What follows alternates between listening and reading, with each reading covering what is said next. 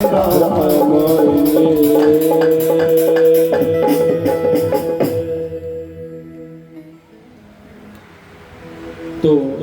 पहले महाराज के चरणों में चल पड़ते हैं, फिर उसके बाद कथा में चलेंगे। एक बार जोरदार करतल ध्वनि मुझे महाराज के लिए। बंधुओं देखो, वैसे तो संत कभी भी प्रशंसा से फूलता नहीं। पूज्य महाराज श्री आप अमरनाथ जाओ, पता होगा सब यहाँ क्षेत्रवासियों को क्या भव्य लंगर की व्यवस्था। हम सब लोग खाने के लिए जाते हैं, दर्शन तो बाद में। पर बंधुओं देखो, हम सबके लिए कितनी हर्ष की बात है, हम सबके क्षेत्र में ऐसे ऐसे संत बैठे हैं। हम सबके लिए कितनी गर्व की बात है, हमारे क्षेत्र में ऐसे संत बैठे हैं जो अपनी साधना के बल से, अपने तप के बल से हम सबको कष्टों को दूर करते हैं। कितना सुंदर डेरे का निर्माण, और मुझे तो पता चला फ्री कैंप आंखों का ये वो सब चला रहता है वहां। पूज्य महाराज जी के अथक प्रयासों का फल हमारे पूज्य महाराज जी हम सब की सुख सुविधाओं के लिए जगह जगह धर्म स्थानों पर भोजन की व्यवस्था, लंगर व्यवस्था, सोने की व्यवस्था, ये सब पूज्य महाराज जी की ओर से अमरनाथ जाओ तो होती है। और ना जाने कौन कौन सी यात्राएं पूज्य महाराज जी के माध्यम से कितने इनका परिकर करता है। और बंधुओं सच बताऊं, मुझे अवसर नहीं मिला, एक बार जाने का मिला था अवसर, मुझे बड़ी शांति मिलती है जाकर के आश्रम में। तो आइए ज्यादा ना बोलता हुआ, छोटा मुंह बड़ी बात, पूज्य महाराज जी के चरणों में चले। एक बार जोर से बोलना पड़ेगा, नहीं बोला थोड़ा जोर से। तो आइए चलते हैं पूज्य महर्षि के चरणों में। सतगुरु महाराज की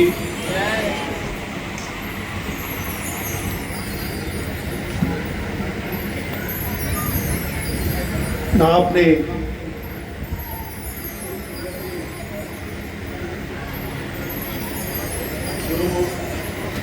राम नाम का रस पिया है,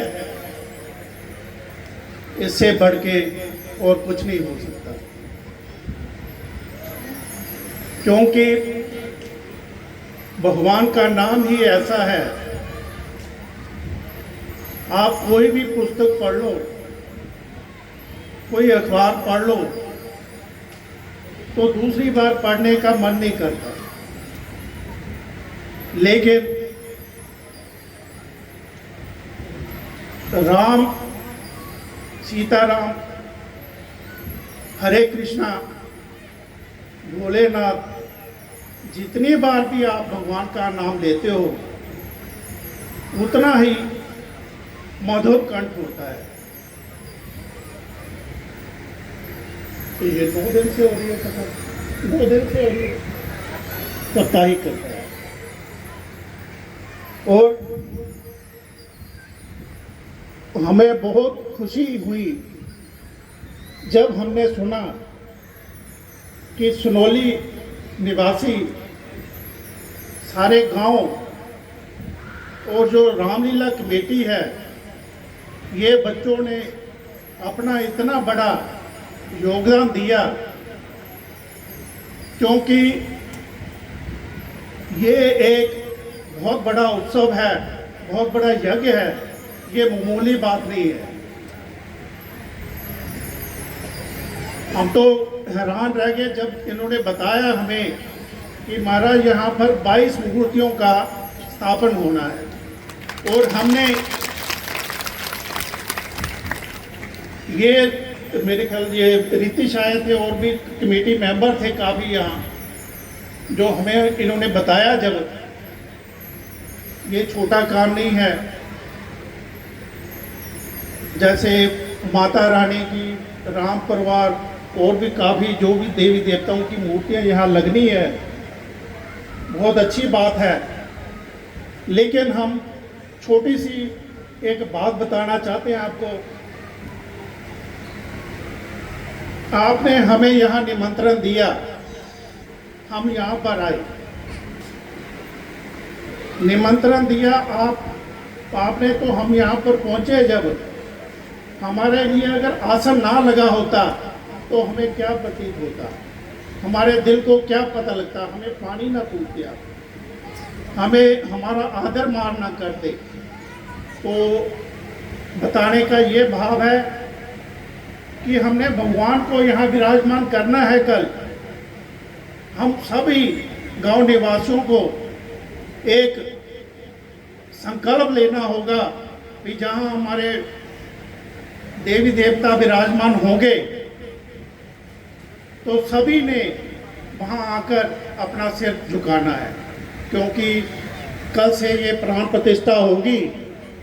तो अभी तो वो सिर्फ एक मूर्ति ही, पत्थर की मूर्ति, लेकिन जब उसमें प्राण डाले जाते हैं तब वो जीवित हो जाती है। वो हमारे श्री राम बन जाते हैं, हमारे शंकर जी बन जाते हैं, हमारे खाटू श्याम जी बन जाते हैं। लेकिन जब तक वो स्थापित नहीं हुई तब तक वो पूजने लायक नहीं है। ऐसे ही गुरु और शिष्य की भी यही महिमा है। गुरु भी अपने शिष्य को प्रतिष्ठित करता है। वो जब गुरु मंत्र देते हैं तब वो अपने शिष्य को स्थापित करते हैं। वो तब तक आप चाहे हरे कृष्णा बोल लो, चाहे राधे राधे बोल लो, चाहे ओम नमः शिवाय बोल लो, चाहे राम राम बोल लो, तब तक वैलिड नहीं है जब तक हमें गुरु दीक्षा नहीं मिले। और एक बात और बताएं, छोटी सी कथा है। एक विमान में यात्री सफर कर रहे थे। सफर करते करते कहीं विमान में खराबी हो गई। विमान कुछ कोई मतलब पायलट ने कहा भी अब हम नहीं बचेंगे। तो विमान में खराबी होगी तो सब डरने लगे, सब रोने लगे। जान किसको नहीं प्यारी। लेकिन एक कोने में एक बच्ची बैठी हुई थी ऐसी, तो वो बहुत खुश, बहुत हंस रही थी। कहते सबको जान प्यारी है, हम रो रहे हैं, इसको बच्चे को जान प्यारी नहीं है क्या? एक ने उसको पूछा, कहते बेटा तेरे को मरने से डर नहीं लगता क्या? कि हम तो अब थोड़े दिन में, थोड़े टाइम में हमारी जान निकल जाएगी, जहाज क्रैश हो जाएगा, हम सब मर जाएंगे। वो बच्ची हंसकर उन्होंने जवाब दिया, कहता नहीं, क्योंकि जो मेरे पिता है, मेरे परम पिता हैं, परमात्मा हैं, मेरे गुरु हैं, वो मेरे गाड़ी के ड्राइवर हैं, वो मेरा जहाज चला रहे हैं। बात तो विश्वास की है। हम कह तो देते हैं जय शंकर की, राम राम, लेकिन हमें भगवान पे भी विश्वास नहीं है। क्योंकि अच्छा काम होता है वो मैं करता हूँ, जो बुरा करता है वो भगवान करते हैं।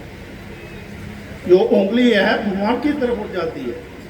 अच्छा किया भी, मुल्क राज ने बहुत बड़ा काम किया, भी लंगर लगा। अभी महाराज व्यास जी बोल रहे थे भी, अमरनाथ जी यात्रा लंगर लगाते हैं, इंसान कुछ नहीं करता। इंसान कुछ नहीं करता जब तक प्रभु कृपा, गुरु कृपा ना हो, तब तक इंसान के हाथ में कुछ नहीं है। कहने का मतलब ये है कि हमें उस परम पिता परमात्मा पे विश्वास रखना चाहिए। हमें उनकी रजा में ही रहना चाहिए। चाहे हमें थोड़ा दिया है, हमें ज़्यादा दिया है, लेकिन औरों से अच्छा दिया है। बहुत सतगुरु महाराज की।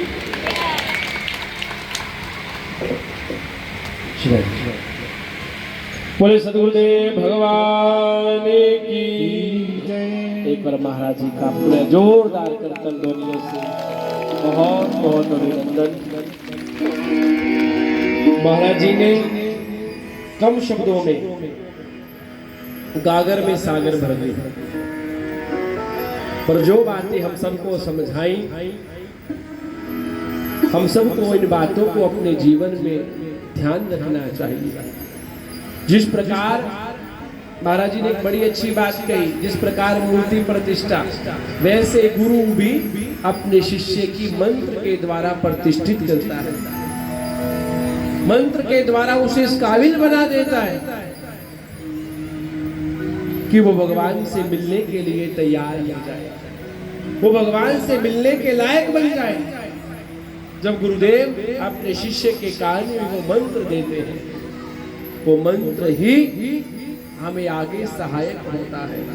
तभी तो संत लोग, गुरुदेव कहते हैं ना, इस मंत्र का जाप करो, इस मंत्र को जपो, जितना जपोगे, जितना जपा जाएगा, उतना हमारे जीवन में आपको आनंद मिलने लगेगा, आनंद की अनुभूति होगी। एक बार थोड़ा प्रेम से बोलो ना साहब, बड़ा जोर से बोलो। तो आइए पुनः हम सब कथा में चले। के दस कंठ कवन ते बंधर रघुवीर दूत दस कंठ हम जन